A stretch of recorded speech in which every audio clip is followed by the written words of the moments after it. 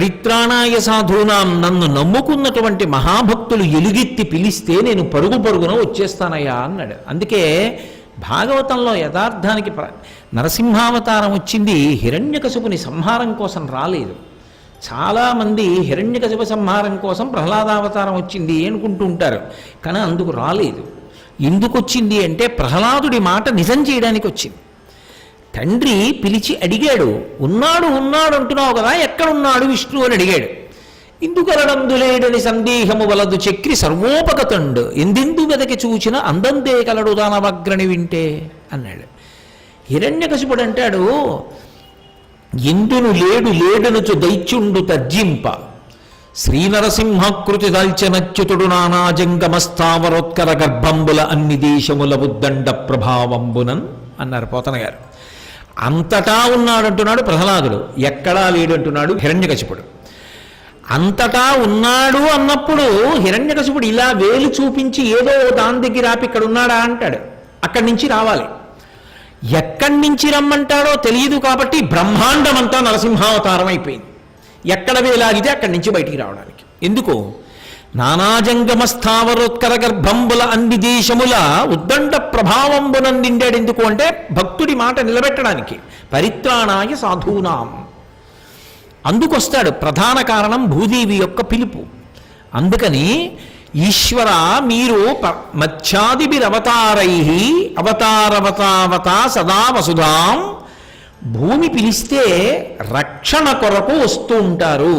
ఇందులో మీరు ఒక్క మాట చాలా జాగ్రత్తగా పరిశీలించవలసి ఉంటుంది. ఏమంటే శంకరుల యొక్క వాంగ్మయం అంటే అంత తేలికగా ఏమి ఉండదు. ఏమంటే మంచిదే, కానీ వచ్చినప్పుడు మరి చంపుతూ ఉంటాడుగా, అది రక్షణ ఎలా అవుతుంది? రామావతారంగా వచ్చాడు, ఒక్క ఏదో ఆ సీతమ్మ తల్లిని రక్షించడం, లక్ష్మణస్వామి భరత శత్రుఘ్నులతోటి ఆదర్శవంతమైన సోదరుడిలా బ్రతకడం, దశరథ మహారాజు గారి దగ్గర ఆదర్శవంతమైన కుమారుడిగా బ్రతకడం ఒకటే చేశాడా రాముడు? అలా ఏం కాదే, 14,000 మంది రాక్షసుల్ని 1 గంట 48 నిమిషాల్లో మట్టుపెట్టాడు. బంటన భీముడార్తజన బాంధవుడుజ్వల బాణతోణ కోదండ కళాప్రచండ భుజ తాండవ కీర్తికి రామమూర్తికిన్ రెండవ సాటి దైవమికలేడనుచున్ గడకట్టి భేది కాడంట డడంట డంట నిడదంబుల జండము నిండమత్త వేదండములెక్కి చాటనుదాచరది కరుణాపయోనిధి అన్నారు గోపరాజు గారు. యుద్ధం వచ్చిందా రుద్రతాండవం చేస్తాడు. బహుశः రామావతారంలో చంపేసినంత మందిని అంతటి నెత్తుటి ఏరులు ఏ అవతారంలో ప్రవహింపజేయలే. మరి అది రక్షణ ఎలా అయింది? పరిపాల్యో అంటున్నారు కదా, అలా రమ్మంటున్నారు కదా, మరి అప్పుడు సంహార ప్రక్రియ ఉందిగా, సంహార ప్రక్రియ రక్షణ ఎలా అవుతుంది అంటే మీరు ఒకటి బాగా జ్ఞాపకం పెట్టుకోండి. ఇంకా ఉపాధితో ఉండిపోతే లోపల పెరిగిపోయిన రజోగుణ యొక్క ప్రకోపం చేత వాడు ఇంకా పాపాన్ని మూటగట్టేసుకుంటాడు, ఇంకా అపకీర్తిని మూటగట్టేసుకుంటాడు. మార్పు వచ్చే అవకాశం లేదు. వాడి వల్ల లోకకంటకుడై లోకం బాధ ఎక్కువైపోతుంది.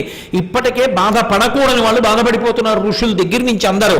అప్పుడు ఇంకా ఆ ఉపాధిలోంచి వాడిని విడిపించేస్తాడు. విడిపించేస్తే ఇక పాపాలు చేయడానికి అవకాశం లేకుండా పోయింది. అది రక్షణ కాదని ఎవరున్నారు అప్పుడు? అలా విడిపించాడు కాబట్టి రక్షణ పొందాడు.